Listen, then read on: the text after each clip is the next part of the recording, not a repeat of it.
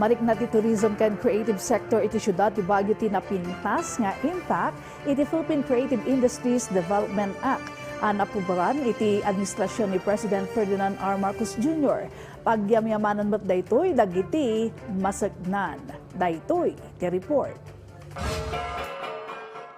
Kampante ti General Manager iti Hotel iti Syudad ti Baguio ani Nathan Baroga iti dakkel a potensyal ti Pilipinas kas tourism destination in Asia. Daytoy ket gapumuten kadagiti programa ken inisyatibo ti gobyerno tapno mapaduras pay ti turismo iti pagilian.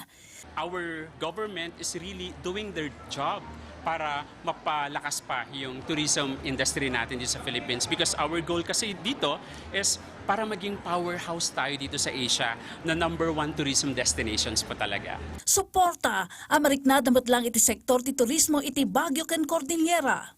Very helpful talaga no yung binibigay ngayon na support ni President PBBM sa tourism sector.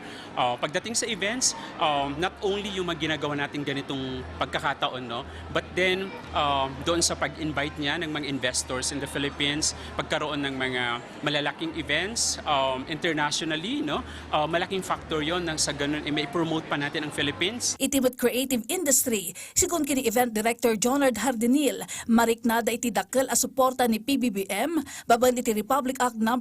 11904 wenno ti Philippine Creative Industries Development Act nga inaramid ni Representative Christopher Toff de Venecia ken napirmaan kaslintag iti July 2022 iti sidong ti PBBM administration tapno suportaran ken protektaran dagiti creative sector iti pagilian. Itong PCIDA law natin, it enables us to promote, protect, and create programs para sa ating mga, not only the MSMEs, it targets the creatives.